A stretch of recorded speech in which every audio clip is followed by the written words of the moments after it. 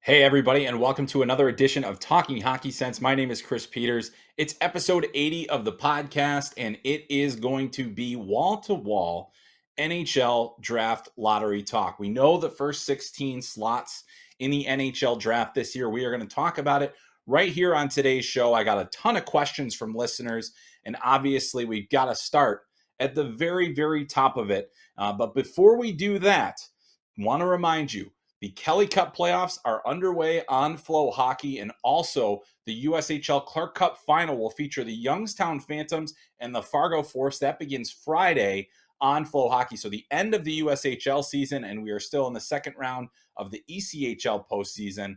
Really can't wait to bring those games to you. We're going to have plenty of coverage of that on FloHockey. But today's show is all about the NHL Draft Lottery. Of course, it was held on Monday. The Chicago Blackhawks win the first overall pick, the chance to select Connor Bedard, the immeasurable talent that has been incredible this entire season.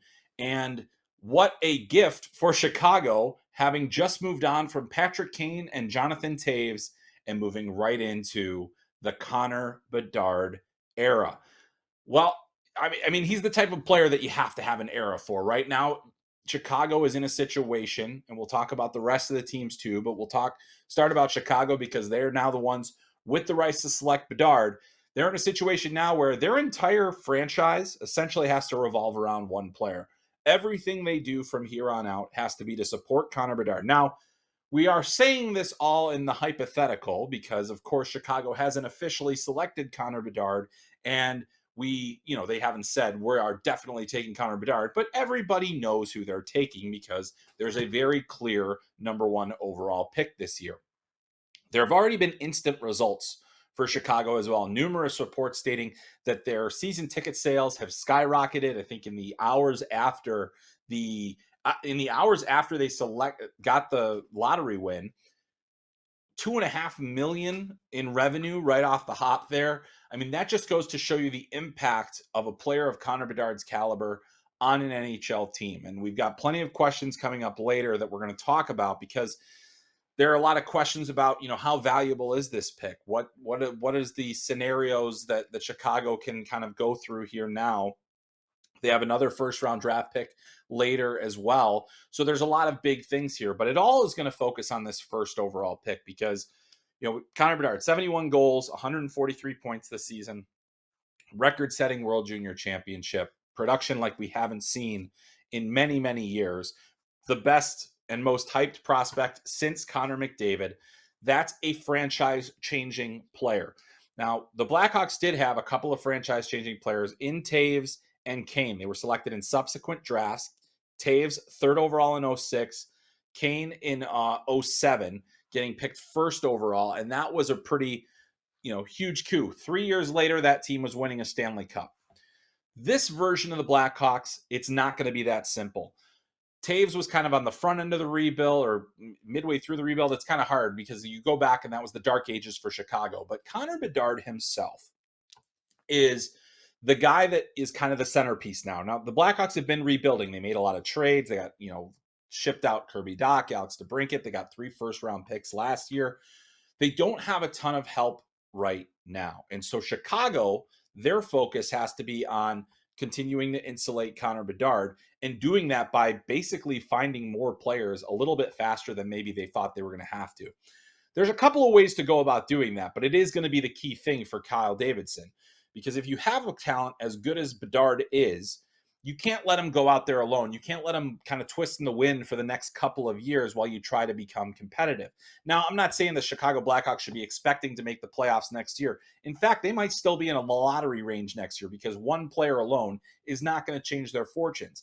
But now they have something to build around. And so what do they do? How do they do that? Well, in my personal opinion, the Blackhawks are going to have to make some key short-term stopgap signings. That is going to mean they're going to have to get players that are probably veteran status. They're probably going to have to overpay for them.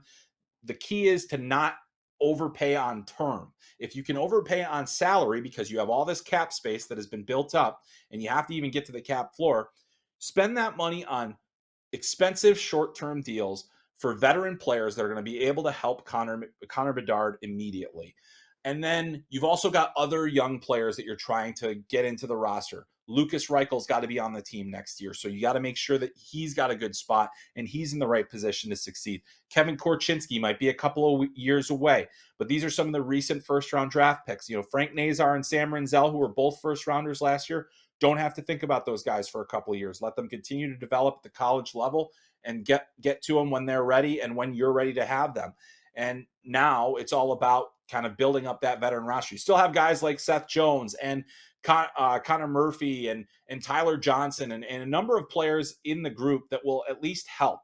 But there's a lot more to do. So the Blackhawks are in a very tricky situation here where they have so much to do, but they now have that centerpiece. And having a centerpiece makes it so much easier long term. So the Chicago Blackhawks, game-changing pick, incredible experience for them and their fans. Pretty much nobody else is happy about it. I mean, they've already had a first overall pick that helped bring them 3 Stanley Cups in the last decade. There are a lot of long-suffering teams there. The Anaheim Ducks have never selected first. The Columbus Blue Jackets were, dropped down in kind of unceremonious fashion because of a broadcasting snafu during the draft lottery. So all those teams are probably pretty furious that the Chicago Blackhawks, which is coming out of that dynastic kind of run where they won 3 Stanley Cups, and now they move on from the core from that and they move right into the Connor Bedard era. It is fascinating, and it's probably not real pleasing to anybody outside of the city of Chicago.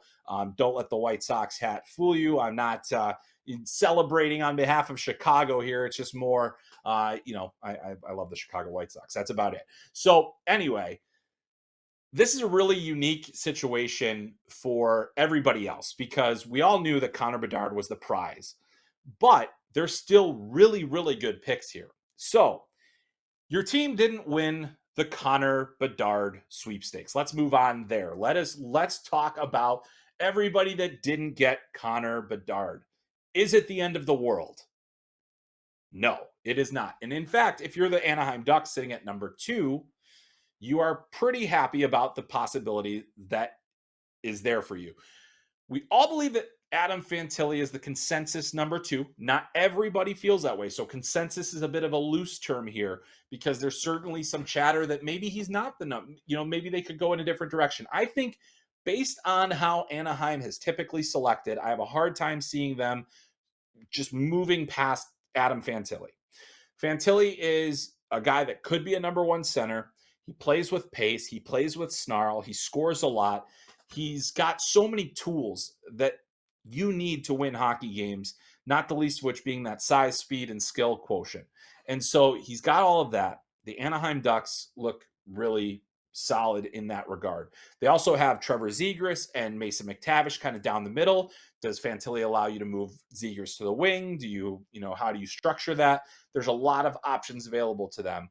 But the Anaheim Ducks are sitting pretty. Now, they could go in a different direction. They could decide, hey, maybe Leo Carlsson is more of the player that we want, a big guy that can be a center or a wing, doesn't necessarily have the pace of Fantilli, but like the hockey sense and the hand skills. I think there's a lot to like there. Maybe they go in a different direction entirely. Go with Will Smith, continue to build skill on skill on skill with guys like Troy Terry and Trevor Zegras, and then you add Will Smith, who's one of the most dynamic puck handlers of this draft, and all of a sudden you've got a little bit of a Harlem Globetrotter situation. So the Anaheim Ducks are in a really good position here because they've already started building a young core, and now they're going to add a player that I think could be the centerpiece of that young core. I mean, Zegras became a star pretty instantaneously. Jamie Drysdale will be back and healthy next year. Mason McTavish is going to be a major impact player. Troy Terry has continued to establish himself as a key offensive performer. So the Ducks are in a really good position. They have to feel good about where they're at number 2. They would have probably felt even better at number 1, but number 2 is not a dire circumstance by any stretch. They're getting a good player here. If there's a team that maybe is feeling a little bit sour coming out of this more than anybody, it's probably the Columbus Blue Jackets. One, because of the situation where their pick was basically spoiled, that they weren't going to win the lottery before the commercial break. Then we had what seemed like a forever commercial break, waiting to see did that really just happen? Did that actually happen where they announced that Columbus was moving down before that they even turned the card over? And so that created a whole bunch of confusion. But then Their fears were confirmed. The card overturns. Columbus picks third. And now they're in a situation where they have a number of options. Now, the Columbus Blue Jackets, and I said this, and there's a mock draft that you can check out on FloHockey right now, where I kind of go through some of these picks. And I mocked Matvei Michkov to the Columbus Blue Jackets, which is kind of an interesting situation. So Matvei Michkov, we'll talk about him later. There are a lot of questions about him, so we'll talk about that in the Q&A. But just why I mocked him to Columbus is I think that they have a veteran group that they can continue to build around. Johnny Gaudreau, Patrick Laine, Zach Werenski. You know, they have some good leadership in there with Boone Jenner, and they have guys that can kind of get there. And then they have this young core coming in with David Jiricek, Cole Sillinger, Kent Johnson. You know, Sillinger and Johnson have got NHL time. Jiricek has a little bit of NHL time, but I think he'll be a full-timer next year. There's so much that the Columbus Blue Jackets have going on. So the question is, and Jarmo Kekalainen seemed to indicate that they were looking at a center. That could be Will Smith. That could be Leo Carlsson. Maybe by some magic, Adam Fantilli falls into their lap, and then you just immediately go to the podium. There are all those different things that could potentially happen, but they're in a good position still because as disappointed as Blue Jackets fans are, and believe me, I get it. You guys have not had a number one center. You know, Rick Nash was certainly a superstar. Artemi Panarin, a lot of these things short-lived or not a lot of success around those players. You know, that's kind of the frustration. And it's been hard for the Columbus Blue Jackets to continue to build. So they won't have that transcendent piece potentially. That's why I mocked Michkov to them, because I think that he could be a transcendent player, a superstar player. But there's all that risk with the Russian factor, which we'll get into a little bit later. So there's that as well. So you got a chance to land a guy that could be a top center. I'm not 100% convinced that Leo Carlsson or Will Smith are a true number one center caliber players in the NHL. It's very difficult to draft the number one center. It's hard to develop them as well. It takes time. It takes a lot of trial and error. And unfortunately, with these, you know, that's not necessarily a luxury that Columbus has. They have a group that feels like they can compete. They've got to address goaltending. They've got to do a few other things. But that center position seems like a real situation there that they may want to get into. There's also the whole thing of how long does this administration have? You know, Jarmo Kekalainen's been on his job for quite a while. John Davidson is the team president. Yeah, I happen to think that under the circumstances that they've had to deal with in Columbus, which is not always getting the top players, not always having the best ability to attract top end talent, although they did with Johnny Gaudreau and then got Patrick Laine in a trade. I think they've done the best that they could potentially do there, but now they need to get a little bit of luck, and that didn't happen for them in the lottery. So you can understand that as well. Some other teams that I just wanted to kind of briefly touch on before we get into our Q&A, because there were a ton of questions and I really like them, and there's a lot to get into. San Jose Sharks end up at number 4. Mike Greer, you know, he continues to have they've had some high picks in the last couple of years. They've gotten the potential. You know, I think with this 4th overall pick, regardless of who they get, he's going to move in and be the best prospect in their system currently, and has an opportunity to be a major impact player, not next year, but maybe in a couple of years. And that helps the Sharks moving forward. At number 5, the Montreal Canadiens. And that's another position where I think, hey, you got to start thinking about a lot of different things. They've got a good young core. Picked 1st overall last year, got Uri Slafkovsky. Should they look center? Should they look for that guy that's going to be behind Nick Suzuki for all those years? And is there going to be a good enough option there? If Matvei Michkov is there, do they go with him? I mean, that's the real question of the first round. Where does Matvei Michkov go? We're going to talk about it for weeks on end here, because that's really where we see a lot of the challenges in this whole draft. Is until that player goes, there's all sorts of different scenarios that could play out in this first round. So the way my mock draft went, Leo Carlsson went to the Sharks, Will Smith went to the Habs, and then at 6, the Arizona Coyotes are there, and that's another team. Certainly would have loved to have that centerpiece star. They got a great center in last year's draft, Logan Kulu, who I think could be one of the best players from last year's draft. What do they do at 6? They are in desperate, dire need of building up their defense pool. They just got rid of Jacob Chychrun. I did have them mocked to select David Reinbacher, who I think is the number 1 defenseman in this draft, a big right shot defenseman with good offensive capabilities. They have the 12th overall pick as well. They could gamble, go with the forward there, and that very well may be what they do, because there's really good forwards still on the table there. You got guys like Zach Benson, Ryan Leonard, Gabe Perreaux, all these different players that they could potentially land there that are at a premium, and then see which defenseman is left at 12. But I still think this is a team that desperately needs to come away with a top tier defenseman. I don't think there are very many in this draft, and I really like David Reinbacher. So we'll have to see. But you could go with forward, maybe at 12, you get Axel Sandin Pellikka, or maybe you get Tom Wielander. Those are some of the options that could be potentially there at 12. But there are a lot of decisions to be made. So those teams, those 6 teams that we talked about, there are so many options there. You've got at 7 the Flyers. I think that's a real good landing spot for Ryan Leonard, who's a rough and tumble forward who can score. At 8, you've got the Detroit Red Wings. There's all sorts of scenarios that can play out. Or at 8, sorry, it's the Washington Capitals at 8, and then 9 the Detroit Red Wings. So I think that you won't see Matvei Michkov fall any further than 8. I don't think. That's where I think the tumble stops. But everything after that gets really interesting. And I did that mock draft, which you can find on FloHockey.tv. You can go check it out, read it. It goes to the 16. We'll do another big one here in a couple of weeks. And we'll also have my draft rankings at the end of the month, which, we've got a lot of time here. There's a lot of things still happening. I'm heading out to the Combine in early June, but I want to get those rankings out here in the last week of May, so you can see kind of where I see this draft going. And boy, I got to tell you, this has been a fascinating year. It has been super fun to cover. And I think that the teams that are picking within that first 16, all the teams in the lottery, have a chance to land an impact prospect. It starts to thin out as we move down the board, and it starts to thin out more rapidly as we go along. But there's a lot of very interesting players in a variety of positions that are going to make a big impact in their NHL team. So if you have a first round pick this year, there's still that potential to land a very good impact prospect. And I think there's plenty of value into the second round as well. Going to be interesting to see where all the goalies go, but we'll have many more mock drafts and rankings and things like that for you to digest.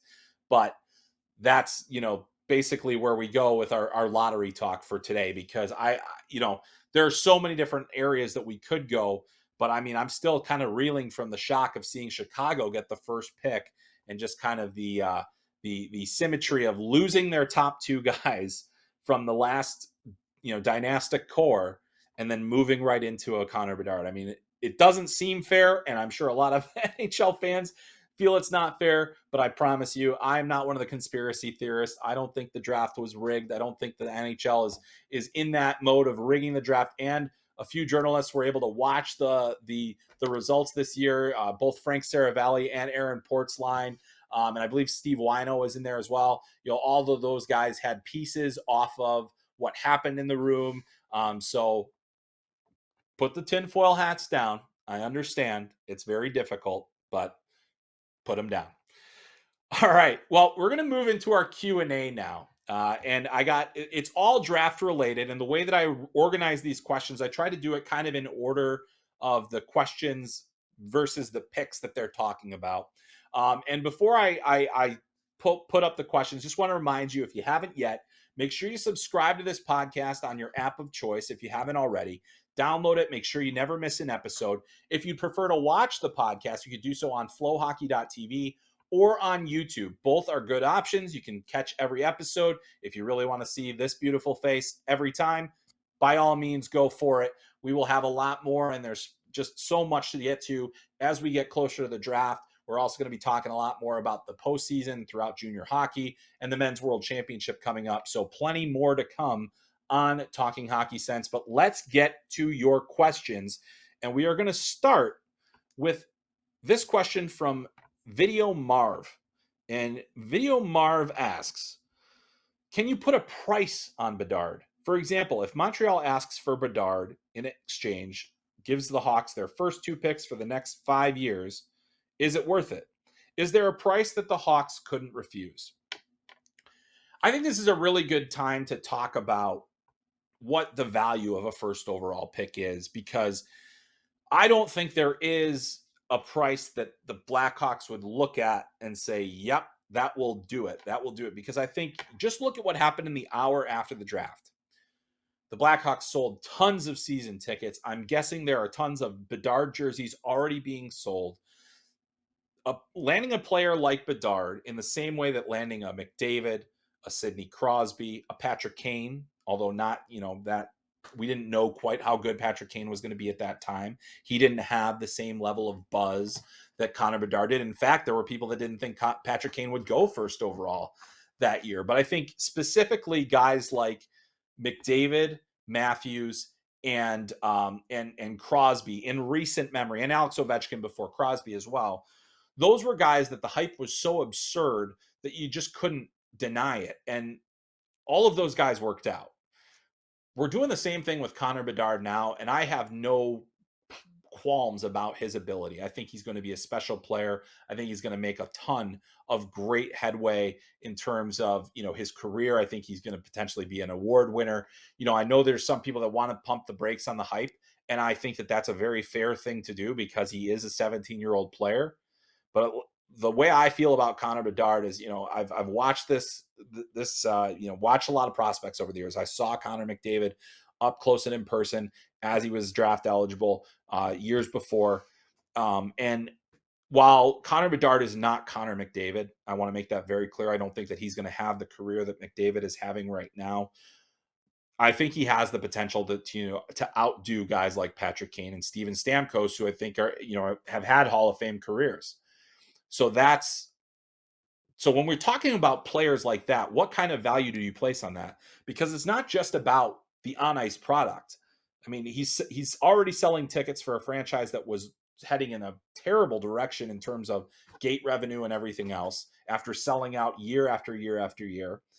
And then, he's also got this massive appeal within the NHL market as a whole. So now suddenly Chicago is back to being a premier franchise, one that is on national TV a lot, one that people want to follow. And that's probably, good for the league. The fact that he's in a major media market in the US is no small thing for the NHL, especially when McDavid's in Edmonton and Matthews is in Toronto. While that's great for the league in general, it's not necessarily great for the US television audience that doesn't get to see those players as much. Bedard's going to get seen an awful lot. So there's a value there. I think, to Marv's example of saying if they give their first two picks for the next 5 years, the thing is that they know they have Connor Bedard now. There's no guarantee that there's going to be another Connor Bedard in the next however many drafts. There's too much of an unknown there. You've got Bedard. You expect him to be a superstar. What is that worth to your team? Well, if I'm the Blackhawks, I'm saying, okay, well, Montreal, you want the first overall pick? It's going to cost you Suzuki, Caulfield, all absurd prices, like stuff that you would just say that's just absurd. We would decimate our own team. Is it worth it for one player? There might be some teams that would say, yeah, sure, why not? I mean, I don't think that the Edmonton Oilers are going to trade Leon Draisaitl or Connor McDavid for Connor Bedard, but that's what we're talking about. That kind of value. So I don't think there's a scenario where the Blackhawks would be in a position. I mean, it'd have to be something astronomical for them to go. But I think it's a worthwhile question to ask because it's like, what is the true value of a player like Connor Bedard? Well, for the Blackhawks, honestly, at this point, it might be priceless. All right, let's move on to our next question. More Bedard, and this one comes from Snowdad, and he says, now that we know Bedard is heading to Chicago, who do you think they could focus on for that 19th pick from Tampa? I'm hoping for Nate Danielson or Andrew Crystal fall to that spot. Do you think that is likely? I don't think there's any chance Nate Danielson is still on the board at 19. There is a chance that Andrew Crystal is there. I don't necessarily know if you've already got Bedard, if it makes a ton of sense to also go and get Crystal. He's that would give you two undersized forwards with, and Crystal has suspect skating ability. I think he's got a lot of offensive potential. I don't think that's a player that I would be looking at in that range. He could potentially make some sense there. But, for the Blackhawks, I think if you've already got Connor Bedard, you want to look in other directions. And there's a lot of different options there. I think there are going to be some forwards with some size. You're going to have some guys that, maybe are talented wingers. You've got some things in the system already. You've kind of gone heavy on defense. But is there a defense prospect that's still on the board that makes sense? I don't think there's a chance that Tom Wielander would be there, but that'd be a good guy to go go and get? Or, is Oliver Moore still on the board? That's one guy that's kind of trending downward in terms of his overall draft stock, but just, I don't think he's going to be there either. So, I think the players that you're talking about, they'd be very difficult to find there. And especially if you've already got Connor Bedard, you've got a lot of flexibility. You feel like you've already won the draft, but now you want to find the next guy that can be part of that core.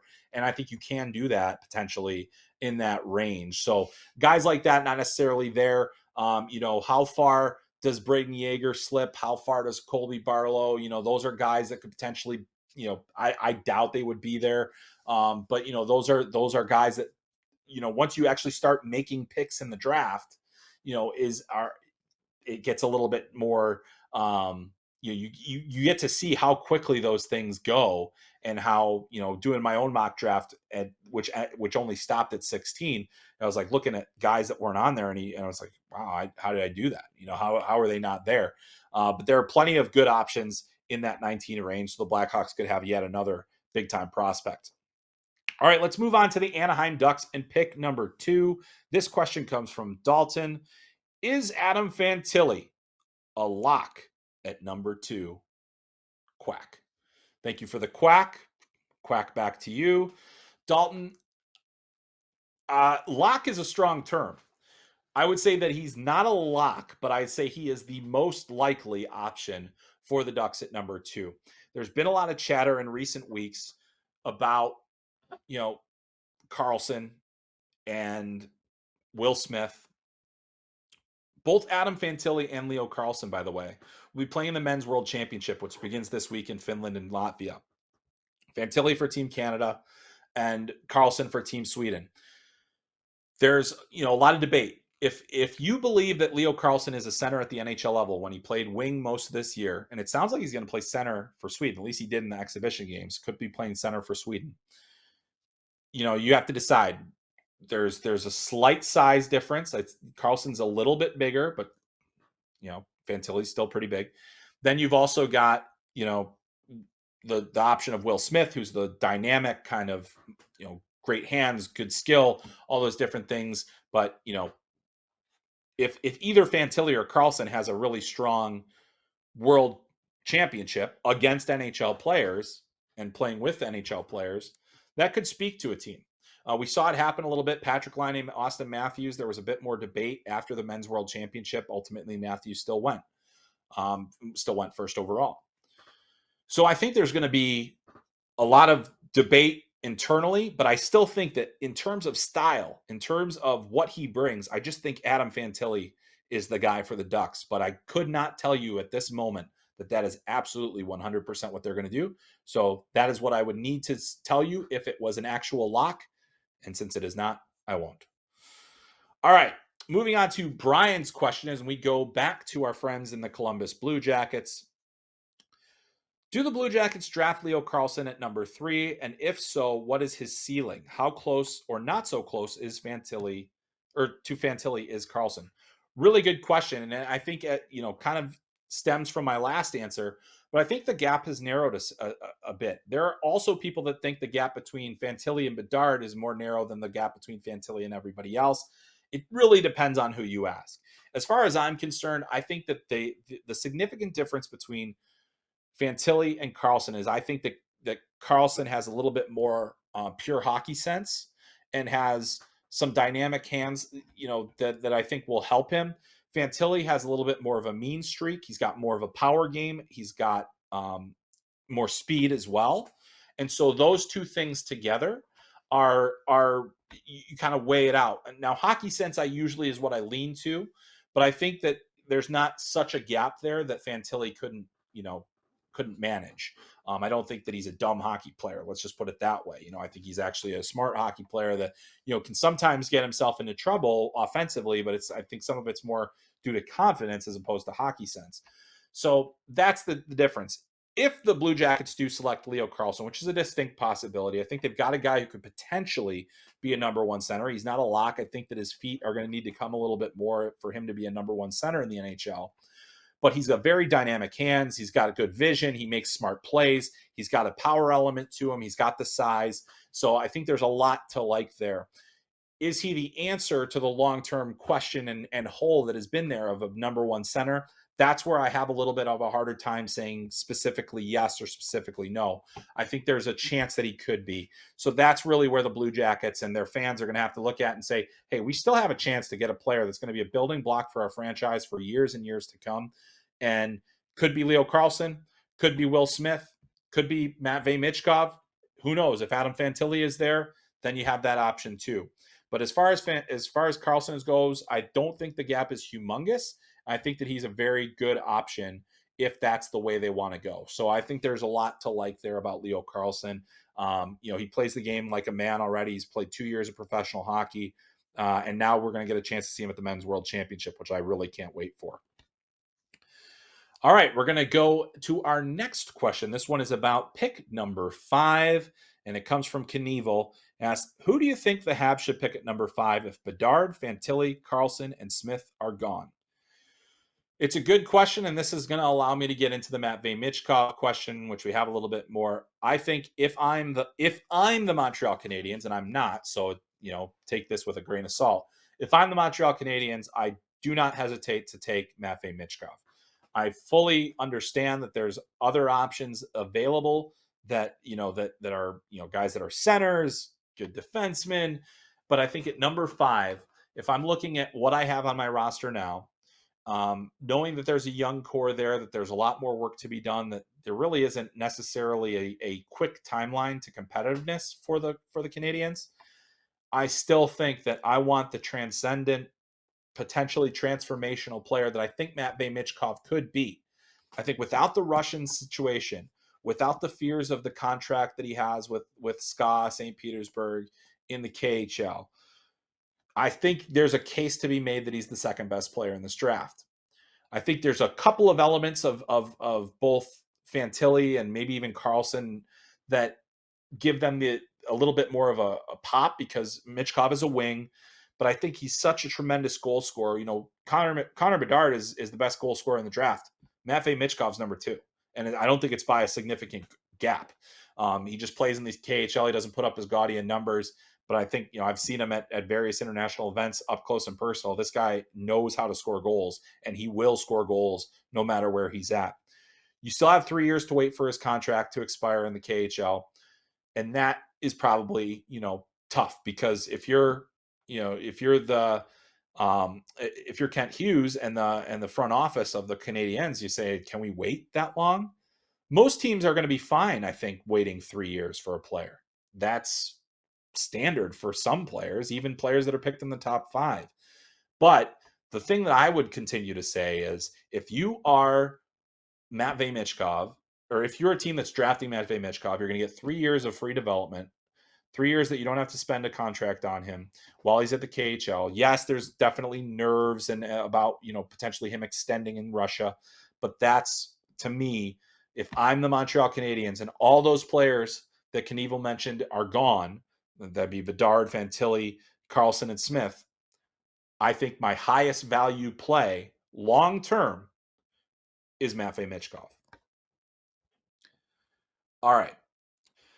Now we move on, and we've got a 7A and a 7B here, so I'm just going to read them both, and then we'll answer them together. The first one comes from Luke, and Luke asks, what players do you think the Coyotes will target at 6 and 12? And that's a good one there. And Gary asks, assuming the top 5 is Michkov, Smith, Carlson, Bedard, and Fantilli, who are the best 3 players that could go to 6? So this helps us kind of go off of our last question and a little bit of a piggyback there. So all the players that we just mentioned would be gone are now gone in Gary's question. So let's start here. All right. So the Coyotes are in a very interesting and unique position, given that they are still trying to figure out what their arena situation is going to be like. They have not yet signed Logan Cooley. I assume that they will sign him. If it's not this year, it'll be next year. But, there is a chance that Logan Cooley goes back to the University of Minnesota next year. There's another chance that the Coyotes are right back in the lottery next year. There's a lot to kind of digest. This is a franchise that is trying its best to get back to where it should be, to be a competitive team. They have some good prospects in the system. They have some guys that they should really like and be excited about. But there is a lot of concern about, like, what is the future of this franchise? That's really not Bill Armstrong's problem. Bill Armstrong's problem is putting the best team on the ice that he can, and that's what he's going to do. And so I think with this number 6 pick, this is where things get interesting. In my mock draft, I had them selecting David Reinbacher. And then, at 12, which is the pick they got from Ottawa, which was only top 10 protected, so they get Ottawa's pick out of the deal as well. That's when you say, okay, well, there's still impact forwards remaining on the board. There's still guys that we could potentially move, we can have on our team.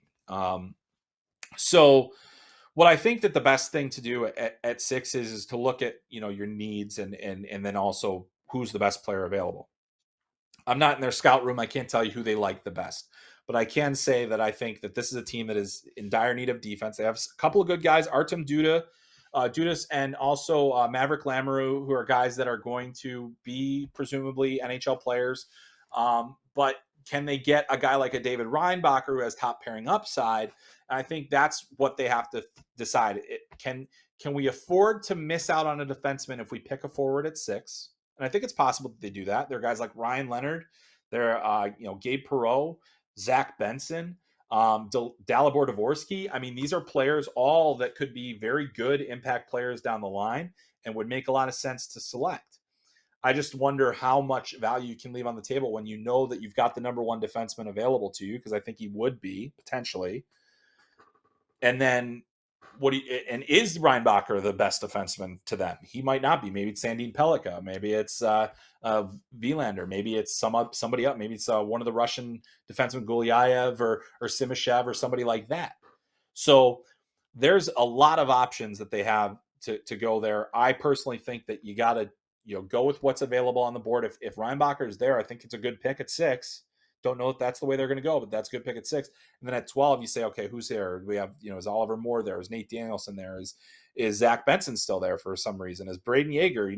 Different players that you feel like you can still get a lot of value on. I just think that's number 6 pick is so critical. There's also the option of potentially moving the picks, packaging them, trying to trade up.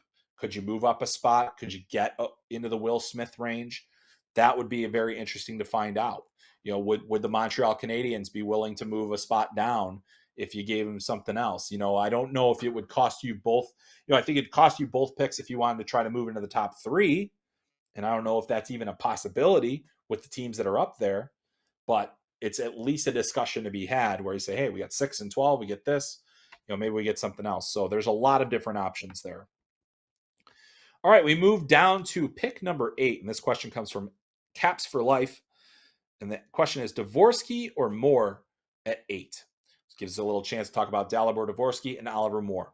I think if I'm the Capitals in that scenario, I'm picking Dvorsky. I think we just saw him play at the Under-18 World Championship and have a great tournament. He played extremely well. He was a dominant player. No matter who they played, he was able to contribute against all the big teams.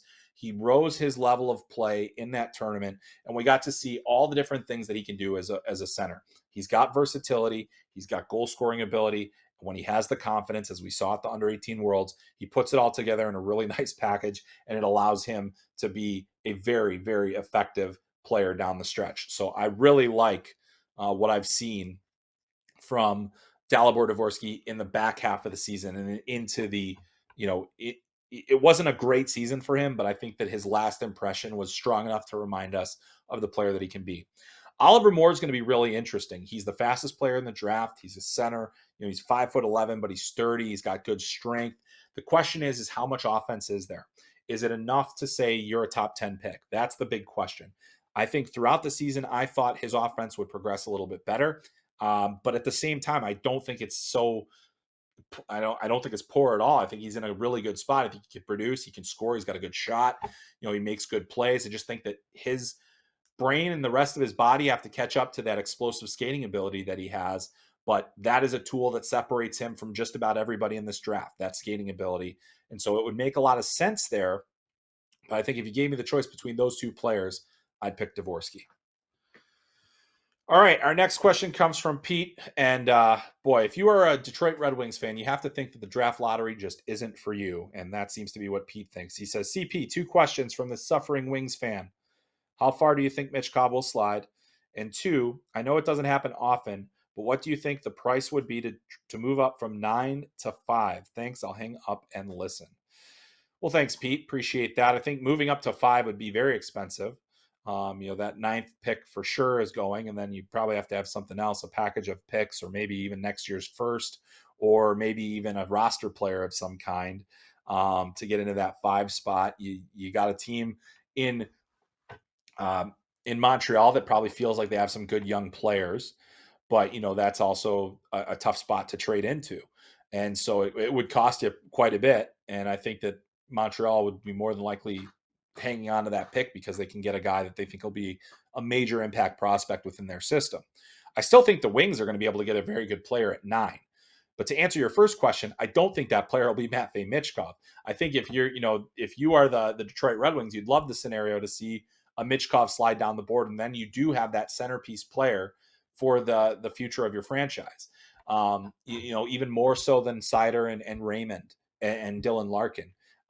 So I think that would be a key factor to have, and you've got some guys down the middle that you can expend an asset on a wing. But I think that it'd be very difficult for, um, you know, for him to get past the Capitals at 8. I think that's probably the lowest. That's the lowest that I expect him to go. I don't have any real solid intel on that. I just think that the Capitals have been a team that haven't had many top picks, and to get a player of that caliber and that range, I just don't see how they could potentially pass it up, especially given the fact they're coming off of, or they're still in the midst of, having the greatest goal scorer ever, who just so happens to be Russian. So Michkov, I think will get no further than 8. If he does get to 9, start the dance party in Detroit.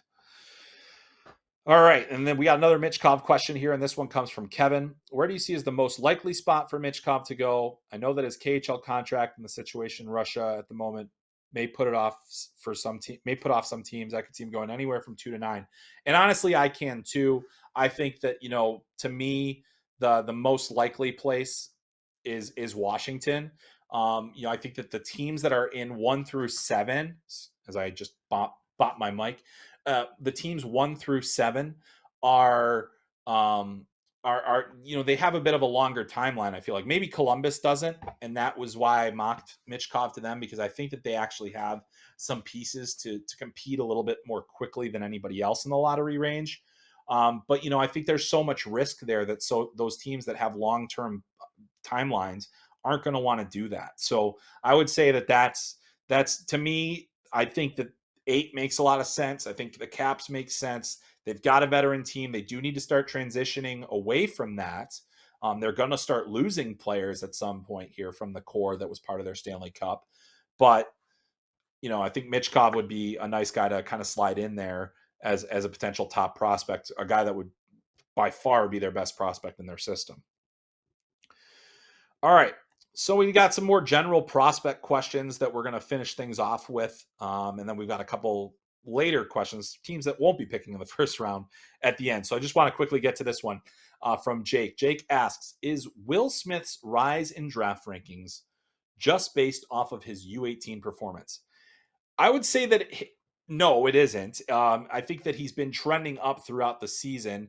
He started kind of in the early on the season. I think a lot of people said he's a first rounder, but late first, and then he just started producing, and he kept getting better and better. His skating improved. His production was up 127 points this year. First line center, driving play for that line. He actually had the higher points per game average between him and Gabe Perreaux at the end of the season. He just missed a few games. He was in the mix to be on the World Junior team. He got sick during the camp. He wasn't able to go. So then that took him out of the running. But I do think that Will Smith has been on a pretty steady upward trajectory. Where it's gotten interesting since the World Under-18s, where he had 20 points, tying Jack Hughes' American record for points in a single tournament. I think there are more people that are saying now he could potentially go into the first 3 picks. He could potentially even go number 2. I doubt that, just because of the Anaheim being there. I don't think that's he fits where they're going, and they have a lot of guys that are similar to him already. So I think that we'll see Will Smith, go very early, possibly. I don't think he gets past 5 in this draft, but that's a guy that could make a significant impact for whatever team he ends up going to. He's still going to have a couple of years, maybe a year or more at Boston College before he's ready to make that jump into the NHL. But that's a guy that has been on an upward trajectory throughout the year. Thanks for the question. Our next question comes from Halfwall Hockey and says, do you think Willander has been overhyped from his U18 play? Good question. And I think that the buzz has absolutely grown because we've been talking about Willander as a potential first rounder. Now we're talking about him more like a top 15. I don't think it's just his under 18 world championship. I think that was just a way for us to prove that what we're seeing and what we've been seeing this year is evident against the top players. He is able to push guys around at his age level. He's got good skating ability. He's got tremendous defensive sense. His offense is okay. I think that's the thing that holds him back. But I think that other than that, there's a lot to like about his game. He's got that fluid skating that really you like to see. He's got the right shot. There's so many things that boxes that he checks. I think he's an intelligent player as well. I think it's more likely than not now that he's going to be one of the first 3 defensemen picked. Not a guarantee, but I think that that's the way that things have trended. And I don't think it's just based on that under 18 Worlds. I think the under 18 Worlds solidified our view of what he could be as a player. It's a great question, though, because I think we hear this all the time. Guys, at the end of the season, they come on late, and all of a sudden, there's tons of buzz. That's been the case with Willander, but I think it was kind of steadily growing within the industry before it ever reached the public. All right, moving on. Our next one comes from AZ Hockey Nut. How many trades are coming, and who are the teams looking to move up or down, and why? I think it's going to be really hard to move in this draft. And I think a lot of those trades, if we're going to see them, they're going to come on draft day when a player is, no longer there. I think we're going to see a lot of day 2 trades. I think there are going to be some roster players on the move, a lot of cap strap teams. So that will make things a little more interesting as well. That always does.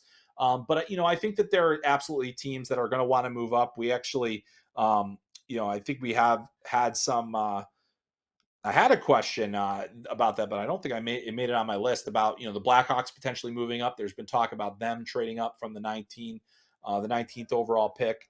So there's a lot of different things there that could potentially come into play. But I would say I don't want to give you a firm number, but I think that there could be quite a bit of movement. I think there are certainly some teams that want to get into the first round that aren't there this year. Ottawa just lost their first round pick. I don't see them doing a ton, but do they want to move back into that range? Lots of different options there. It's always tough to predict the trades because who would have thought the Chicago Blackhawks were going to come away with 3 first round picks last year after entering the draft with 0?